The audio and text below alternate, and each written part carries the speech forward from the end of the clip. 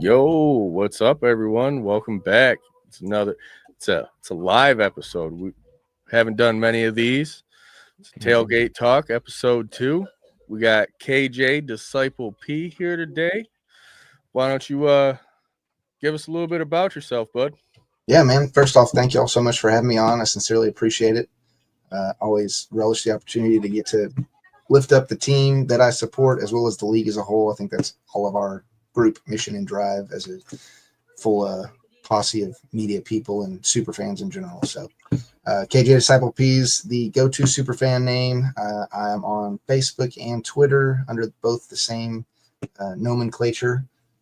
Been following the UFL, really spring football in total, all the way back since 2020, when the first reversion, I guess, of the XFL came to fruition with Vince McMahon and Oliver Luck and company. I've been a Roughnecks fan ever since. Been a season ticket holder, I think, every season since. And yeah, we've just been trying to back the team and grow the support over the years, obviously. We've had our ups and downs. I think everybody can attest to that through the merger and what have you, but it's good to have the teams that we still have, and fingers crossed if this year goes well, we can start to see some actual physical growth with the league. So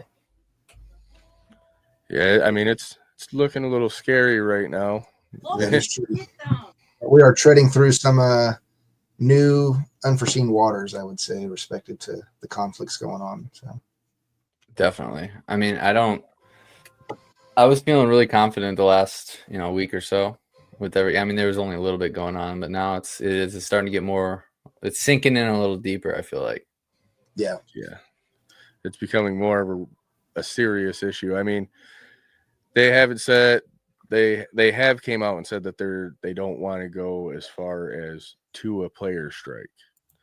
Everybody still wants to play ball because that's a lose-lose for everybody. Right. If we don't play ball on time, then of course the league's going to be losing money. Right. So we got to get this figured out fast. We got less than 2 weeks, fellas. Yeah, I mean, 2 weeks as of today. Yeah, 14, man. 14 days. And it's Pi Day, right? Yeah, it's Pi Day.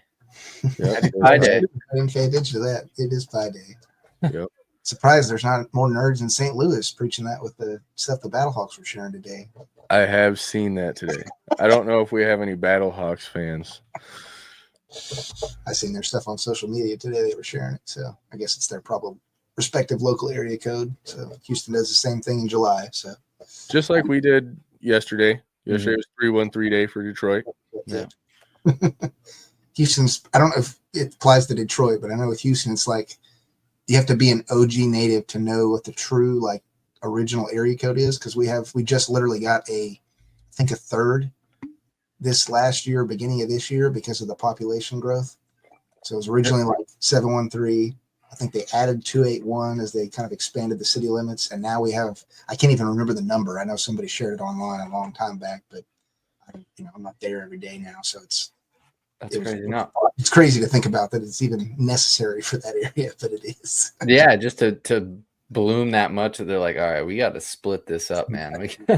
So was it as the city footprint grew, or was it literally like, all right, now we're going to cut it at this line? And I don't know how many times in total they've done it. I want to say at least twice, but I know they have like technically expanded the actual city limits perimeter of Houston over the course of the past, 30 plus years, with the related growth that the city has seen. So I don't know if that's what's exactly warranted it, or if it's just literally pure infrastructure and, having to add the numerical databases for additional phone numbers. So that's wild. Yeah, we just got 313. That's just the Detroit one, and it's a huge footprint, which is wild. Most people don't know that. It's like I think it's out there like the third largest actual physical footprint. The population's not there. Right. I got you. Massive spread. Mm-hmm. I think it was either 313 used to reach all the way up to here, or 810 used to reach all the way down to Detroit. Oh, wow. At one point in time. That's 810 is the local area code for where Jesse and I grew up. Basically driving up and down the thumb. Yep. Yeah. So, but enough about zip codes and populations and stuff like that. we're here to talk some football, and we got you here to talk about the Houston Roughnecks. Last year, you guys didn't have the greatest of seasons, but tell me some things you're excited about. I know a lot of people are excited about TDECU. Oh my gosh, yeah, I think Jump into that a little bit, man. Fingers crossed. I know that people have reported various things with regards to like or at least I've heard, I should say, I don't know if it's ever been officially reported, things about ticket sales compared to last year and these kind of precursor months leading up to the start of the season. And those, some of which have been trending down, I think, from last year comparatively. But I would say I think that just returning to TDCU on its own will bolster our numbers off the rip. I heard so many people from last season who chose just not even to come because they knew we were going to Rice, and nothing against the Owls and their institution. That stadium has seen Super Bowls and everything in its history. It's very historic, but it's also, in the sense of being historic, it's not been modernized for I don't know how long. And that was reflected not only in the core infrastructure of the stadium and the seating, but also in the concessions and other functionalities within the actual venue itself, which every fan experienced weekly when we were there. I would say every week we had a home game. So it's definitely good to be back at TDCU. I'm biased because I'm a UH alum, so it is what it is. But I think too the fact that it's closer to downtown, a lot of people, the way Rice is geographically positioned with their campus in the medical center, which is kind of its own separate downtown hub from Houston, many people don't go there unless they're going for some type of medical reason or what have you. So it's not exactly in the normal traffic flow, I would say, of a lot of the population. Obviously, for suburbs, everybody's driving into town to get there, but I think UH is just more well known because it's right off of 45, which is the biggest or second biggest interstate that goes through town. So very excited to be back there. I'm proud to brag on the fact that we have the largest scoreboard in the entire league. And that's a certifiable fact. Anybody can check me on that one. I know a lot of people were not as excited seeing some of the upper staff with regards to coaching making a return. I would say at a certain point, you kind of have to just let go and fuss over what you can control and don't fuss over what you can't. I know just because we didn't do great last year doesn't mean we're doomed to repeat the exact same performance this season. Obviously, that is up to the coaching staff and them making improvements and intentionally making efforts to make readjustments where they feel they're necessary based on where we struggled or how we performed overall last season. For me, I kind of take it with a grain of salt and also look at Mr. Johnson's historic record, if you will, not just with last season, but also before when he was with the Gamblers in the USFL, and they were able to at least, I think, come away with a 500 season, to speak in MLB baseball terms. So I'm hopeful we can at least get back to that. Fingers crossed, ideally even better. But that's where I kind of hold my hope and solace in terms of expectation leading into the start of the season. So they've made some different and significant roster changes, I'd say, this season. And so I think that'll just a change of pace and seeing new faces will hopefully give us new revitalized energy too as a team. So yeah, the Gamblers team, that was the team that actually beat the Stallions in 2022, I believe it was. 22 or 23. Yeah, I can't remember. I know Kevin, the original year in 2022, Kevin Sumlin was the head coach. I didn't follow them very much at all. I want to say that very first season, I maybe watched, it was either that season or the second year. I can't remember. I watched like one or two games over the summer because they had coincidentally, seen them online or what have you. But I honestly did not follow the league very much on that end, probably because I was preoccupied with XFL stuff. But yeah, so I'm hopeful we can at least be competitive in that sense. I mean, even you look back, despite the losses, at the end of the game, you look back and even Brett Tierce, who's one of the bigger spokespersons for the Bottom Line, who's a Stallions fan, acknowledged that we played them well. I was at that game in Birmingham on our road game against them. And I mean, it was, I forget the exact scoring margin off the top of my head at the end of it, but we held them in check for a long time. And just, it was really, it was a most of our season, I could say, would be amounted up to, outside of just core discipline issues, whether it be penalties or offsides marks, things like that, tackling in some instances. Offensive shortcomings were really what held our team back from having greater production as a wholesome unit. So now, would you attribute that to a specific, I guess, position group maybe, or room? Because I I mean, wouldn't say so. I mean, I think when you look at the entirety of the season, we didn't obviously just stick with one player for every pivotal role. We had, I believe, Mark Thompson last year, who's not with us again this season, very well known and, respected even within the USFL community. And he did well for us in the red zone. Without him, I think we would have struggled even more as a team last year. But they had him kind of paired up with TJ Pledger, I believe, and they both worked in tandem on the ground. We went through literally all three quarterbacks through the course of the season. I don't know if we are the only team that can say we did that, but I know we did. And that in itself is, I think, unique compared to most teams, in professional football that you see. That's not normal. Sometimes you don't even see your second string guy, depending on the health and wherewithal of your starter. So I think that the right adjustments were made there. I think obviously as the season went on, we realized that, each quarterback placement was better. And I personally do think, though his percentage may not mimic it when you look back historically over the ending numbers that all three guys had, I do think Nolan is the best out of the three that we had from last year. So I'm glad that they kept him on the roster. Reese Dennett's a great quarterback. I think he has his place and his ability to excel. I think partially when you look back at the DC game last season, you could kind of see some chinks in his armor as a team leader. Personally speaking, that's what I perceived at least. And those were frustrating to see as a fan when we were, I think, in that game as well. It was down to the wire in the sense that we could have made a comeback. So I think they have the right guy, at least in terms of out of those main three that we had last season, who they retained. And then I'm excited to, we've seen some highlights through the course of the training camp with regards to picking up Anthony Brown, excuse me. I watched some of his highlights from, I think he played for the Raiders preseason this last year, and then he was with the Ravens before. And he looked, even in those games, he looked mobile, alert, focused, attentive. So, I think there's a potential that either of those guys, in my opinion, are the most likely to take the starting spot. They may do. I've seen so much. That's one thing I love about spring ball. I think I've seen a lot more dynamic construction and arrays of how coaches manage their team and utilize their full personnel and roster than I have in really the NFL ever, for the most part. Just with respect to, you go back to even Wade Phillips when he was still with us, leading us.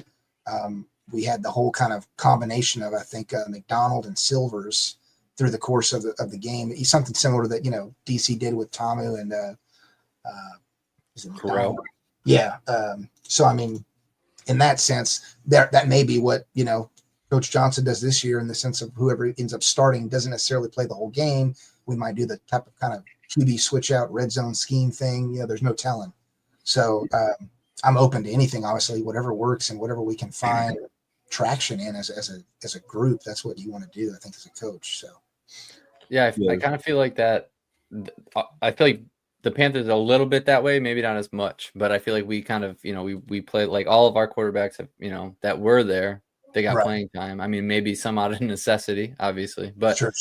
But I feel like the UFL gives you, as a coach, it gives you that freedom to, there's not that pressure on, I have to have my, $50 million quarterback in, or what's the owner, I feel like they have a little bit more freedom because there's less money and less, I guess, emotion, I guess you could say.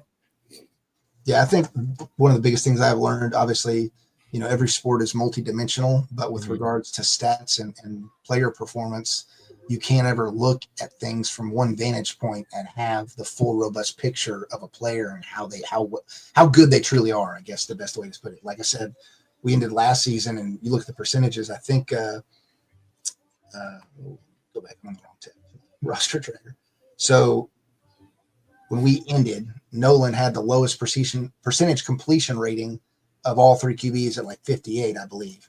But when you compare that with kind of some of the in-game highlights that I saw, even as a fan attending the games. Like we start out the year, Jarrett Quintana was really good in terms of like being conservative and not making risky throws, but it was almost to a degraded degree in the sense that he would hold on to the ball too long and never even take some chances, if you will.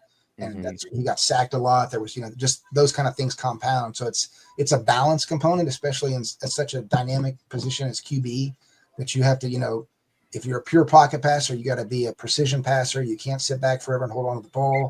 If you have mobility, you should use it, but then also not rely on that hand and foot for every playmaking opportunity that's out there. You want to still be able to be a good passer, and correspondingly, just because your completion percentage is not as high as the next guy doesn't mean that by rights automatically he's the better player. If you, for instance, have what I like to call your touchdown to interception ratio, that's another attribute that, like a guy like Quentin Dormady, if you didn't look at that component of his play on paper, his completion percentage is great.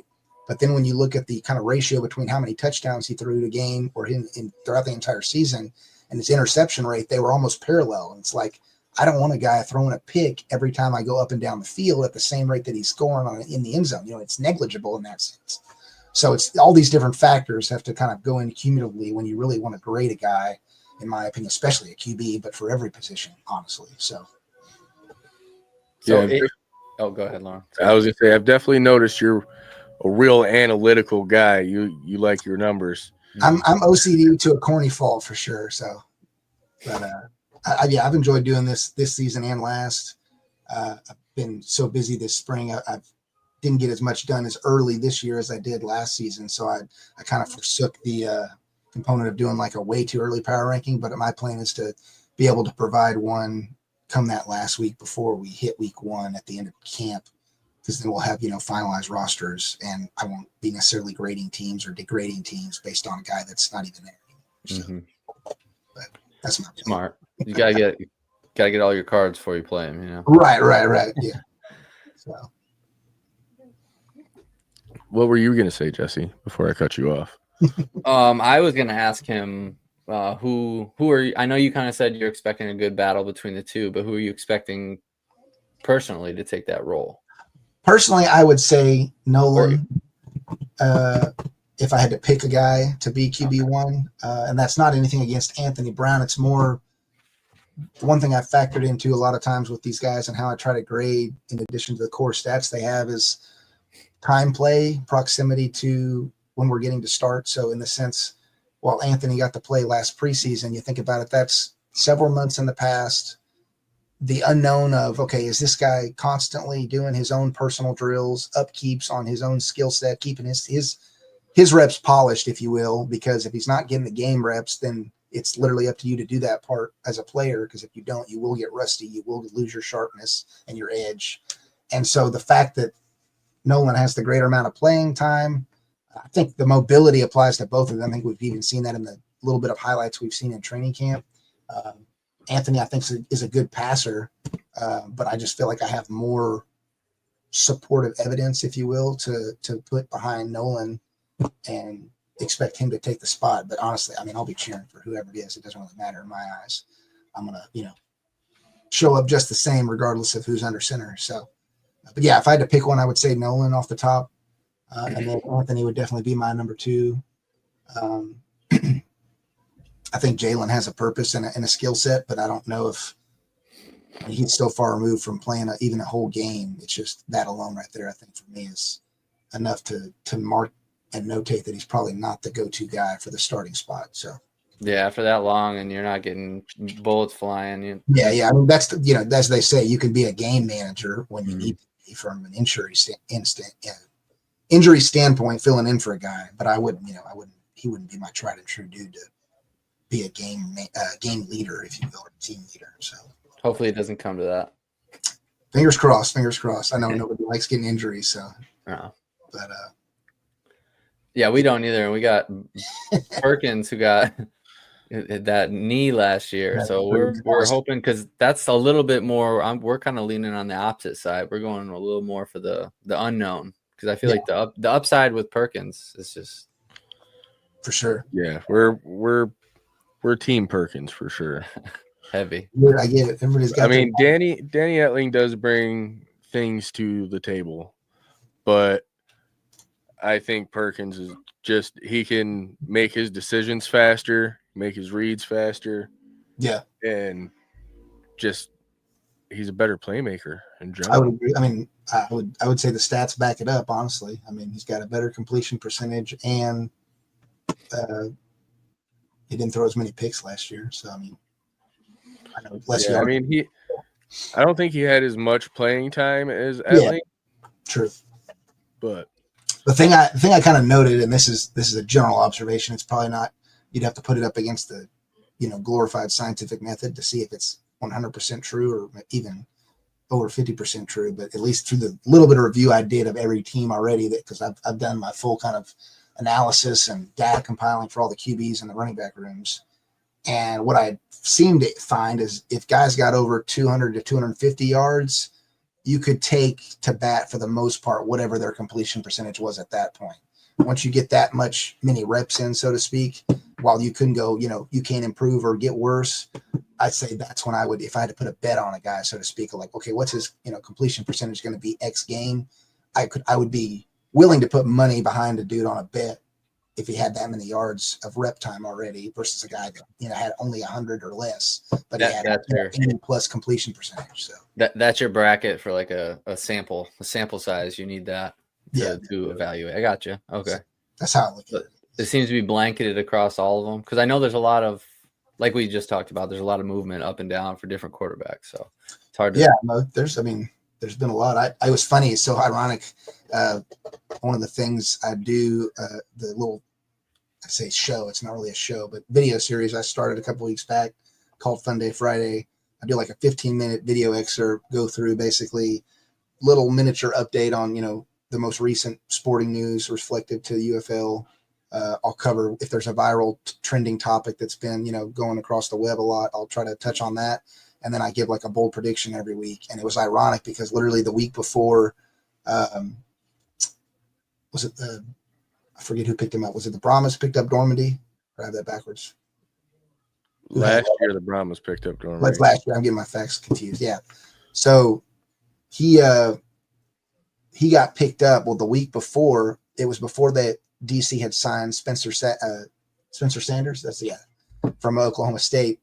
And so I was making a prediction on who they were going to pick up. And in my eyes, I looked over kind of things and I noted Silvers wasn't playing. I knew he'd seen stuff online through the offseason that he was getting into realty. So I wasn't confident for sure if he was even considering football again, but he was on my radar. And at that point, I believe, who was the other one? Oh, Case Cookus as well. That's who I was thinking of. Case Cookus hadn't been picked up. And then I didn't know anything about Garbers, if he had been signed by a NFL team or not. But I basically gave the prediction, like I figured between Case Cookus, Garbers, and Silvers, one of the three of them was going to get picked up. If you look back, the teams now, they get the year-long signing, I guess, hold on a player, if you will, that they can either renew or release them. And at the time, Silvers was still signed to the Roughnecks, and I believe Garbers was still signed to San Antonio, but I figured they'd already filled their room. So, theoretically, at the time, DC could say, okay, let's go talk to this other team and see if they'll release their guy because they don't even have a spot for him anymore, and we could pick him up. So my prediction was one of the three of them were going to get picked up by DC. Ironically enough, Case Cookus didn't go to DC, but ended up going to Bama after was it Jalen retired, I guess. So, or I'm mispronouncing his name, but who was it? Jamar Smith. I'm sorry. When he retired, I was like, it was ironic that they ended up picking up Cookus. I was like, I kind of called that, but I didn't at the same time. So that's cool. Yeah, kind of like how I called who we were going to face week 1 and where we were going to face them. There you go. That's even more accurate. You went up me on that one. So. Yeah, because it was brought up in a group chat on Discord. Boogie Roberts said, "Who are we facing week 1?" I said, "Well, if it's Michigan, we're coming to you guys." That's who it ended up being. Yep. All right. Well, you want to dive into some expectations, I guess, for teams for the season? Yeah, I mean, I would say for us, it was something I shared in my video clip it earlier today. Um, Initially, I thought it'd be pretty neck and neck, and it may still be with us and the Battlehawks for week one. But one thing I did note, and this is more just because of TL's point, like the unknowns, we still got TJ Pleasure, who returns from last year in the running back room. But as of right now, I think the other two guys we've got is Lorenzo Lingard, who's an Akron grad from, I think, 2022 or 23. And then Zaquandre Wright, who's from South Carolina. He played, I believe, for DC in 20. Well, that was last year, I guess. But his, I guess, claim to fame, if you will, from what I saw historically, was in 2022. He was actually on the Stallions team, and I think had a majority of the, at least scoring stats from what I recalled. I don't know who all they had on the roster way back then, but kind of just seeing where guys had their production in years previous. Lorenzo's numbers were good at Akron, but it's like, one, it's Akron. Two, he wasn't. A lot of these running backs I've seen, they'll get upwards of 750 plus total rushing yards in a collegiate season, and I don't think he had even eclipsed that. So he wasn't as shiny to me, if you will. Didn't have any touchdowns, I don't think, during his time there, or if he did, it was a lower number. So in my eyes, at least, while I think we have some depth at the running back position, if I had to compare it to last year's, I almost would want to say we haven't met the same bar. And that's going only off of, what I can review, which is historical stats. So I'm totally proven wrong on that. And I would happily accept that, especially for that game, because I know the Battlehawks are stacked when it comes to guys for the ground game. So they got Sailors returning, as well as Kayvon. Yes. And both of them, well, Kayvon, I don't know if he had a season, but who was the other one I had? May have been Howard. I can't remember. Sailors for sure, though. He was one of their dominant runners. But Sailors was a beast last year. Yeah. So I think with that, they've got better depth in my eyes at that position. And I mean, as I said in my video clip today, like, if you can be the dual threat team, it makes you that much more formidable. And if you don't have that, then it's easier for a defense to, over the course of a game, key on what you're doing and, not necessarily lock you down, but at least know what exactly to look for and contain from a defensive standpoint. So we'll see. I think for me, the unknown with St. Louis, everybody's high and mighty on Max Duggan, and I think that's justifiably so out of who they have in their QB room. He'd be the guy I would honestly probably pick if I had to go with the guy. You've got some Wilkins purists out there who don't want to let go, even though he didn't have a lot of play time last season behind I'm having brain farts all day today. AJ McCarron. But all that to be said, I think Duggan's stats speak more to me in terms of potential for a ceiling, or if you will. Mm-hmm.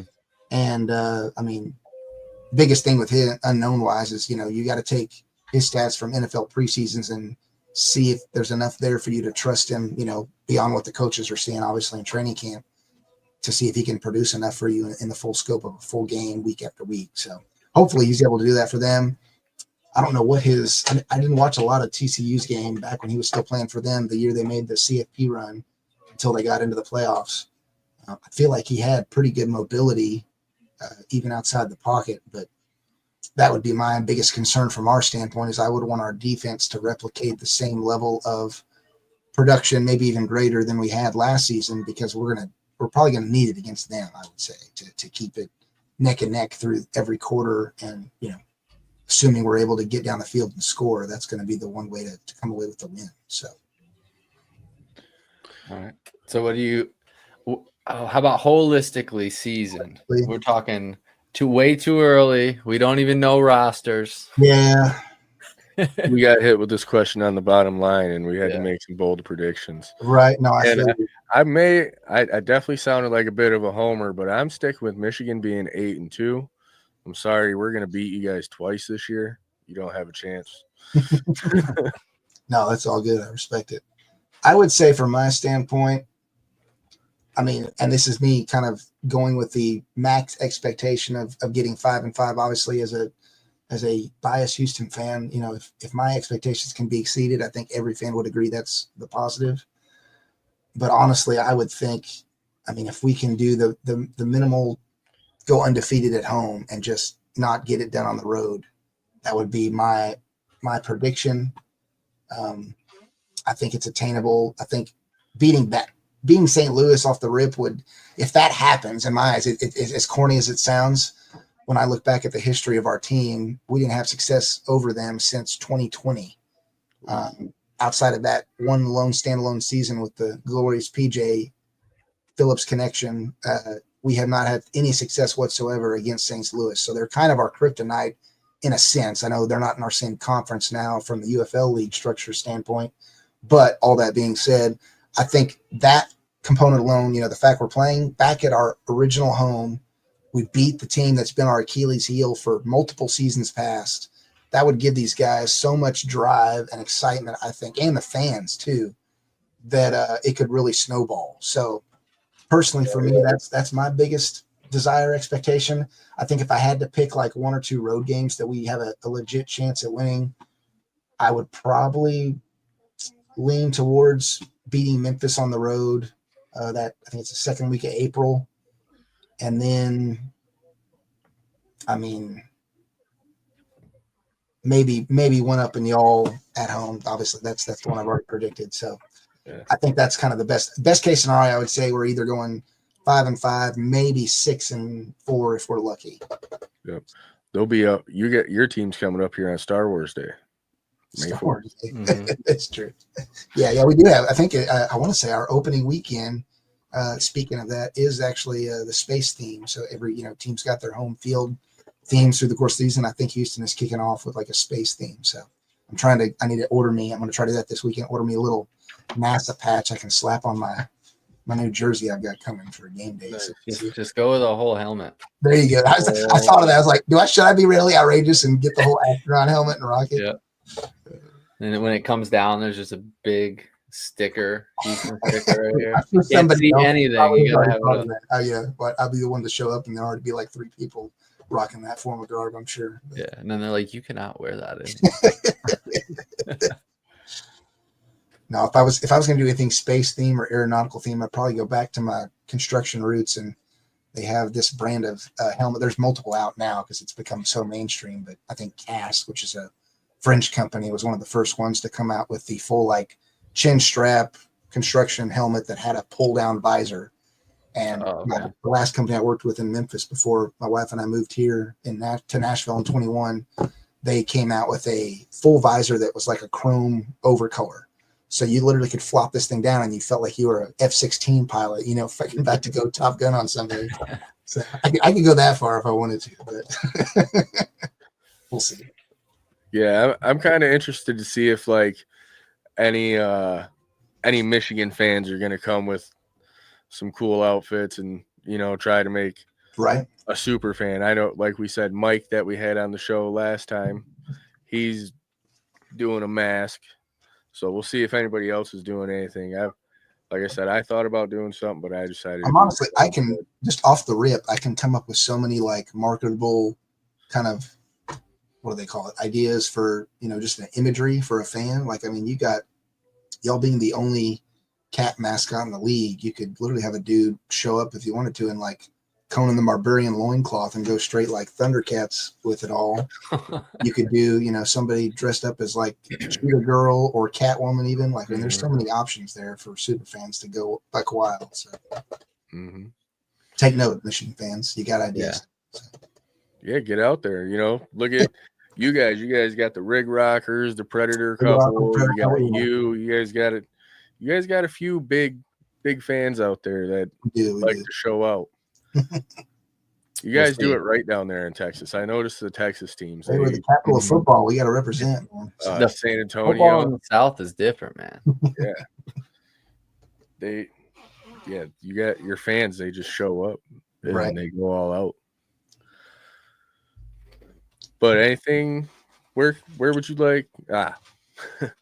Tell the people where they can find you.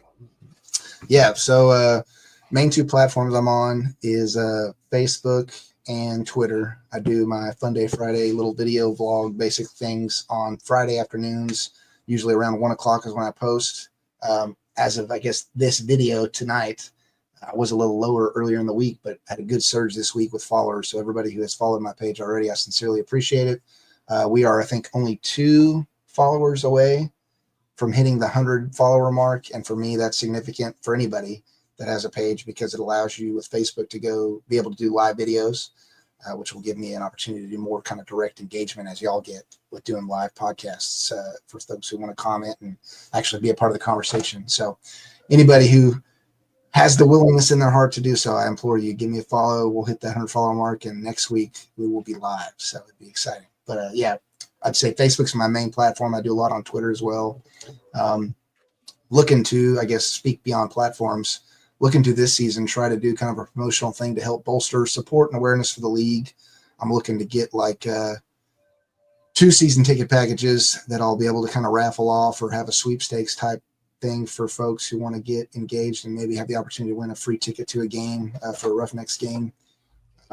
Still working in my head schematically kind of what that's going to look like, but I'm hoping by end of next week, most likely I'll have kind of a very structured pitch delivery for it. So, Right. That we're trying to do the same thing right now. We're pushing for 200 subs, and then we got our season tickets that we're gonna do on the game for the Brahmas because we have package deals. So, right. Yeah, because we're doing a group event, so we kind of double bought for that game. We couldn't upgrade our season tickets to the group event tickets. Understood. So, I would say I'm going to give away.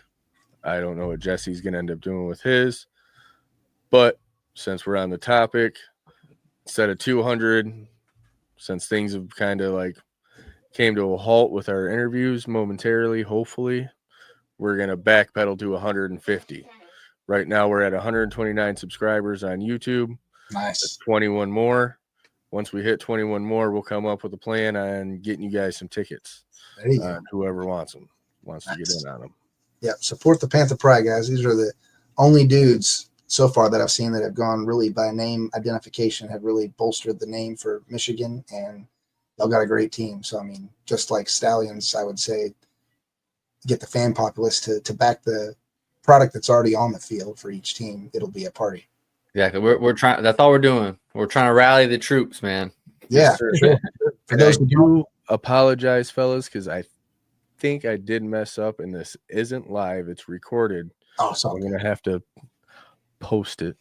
But I do apologize. No worries. The biggest thing I'd share for those who don't know, back, I think it was last month when I first created them, but with the help of Jason Spurge, one of the St. Louis Battlehawk fans, got some QR codes created that I basically implemented on the team schedules that were released by the league back in, I think, late January. But I implore everybody, go to Twitter. I think I've shared it once on Facebook. I'm not sure how far down my feed it is, but it's pinned at the top of my Twitter page. You can go there, find your team respective schedule with the QR code on it, print that out, and just slap that bad boy wherever you can think of. I mean, a lot of these businesses around town usually have it either in their back of house or what have you. They're promotional boards for businesses to post flyers and such. And you post those up there, the passerby. I know it's minimal, and people think, well, how do I know if somebody's? Don't worry about that. Just be the grassroots level movement, help bolster the league, help bolster support. You put it up in your workplace, put it up in the places you shop at, and I guarantee you the word will get around beyond where it already is. So right. Yep. Yeah. And you're talking that QR code takes you to the. Yeah, they're each programmed for each team to take them directly to the team's ticket page. So I have one that's also generic for the league as a whole, which I've kind of shared since I'm kind of in a neutral city, if you will, in Nashville. I'm kind of quasi equally between Memphis and Birmingham. I've got also the one that kind of just shows the opening weekend dates on it, and that QR code takes you to the holistic league's ticket sale page. But the QR codes for each team are team specific. So awesome. All right, well, we're gonna have to get that. I have the email. He emailed them all to me. That's how we originally got in touch. Groups as well, so they got it. Sweet. So awesome. Yep, I got them. You have anything you wanted to touch on, Lauren? We touched on. Well, we didn't talk about our T-shirt. We talked about that last episode. but that'll be in the description if you want to get one of our t-shirts. Ticket giveaway is now going to be at 150 subscribers. Jesse's got his new t-shirt, but we're going to have my Panther Pride t-shirts and hats available. Well, t-shirts are available now. Hats will be available soon. We're going to see how they come out. Other than that, like, share, subscribe, get your tickets for the group event. Follow KJ. Yeah, follow KJ over on Facebook and Twitter. Was I the right way? I don't know. Is this? Yeah, that's right. Yeah, all At right. least from my perception. So, and as always, Panther fans, remember, let's hunt.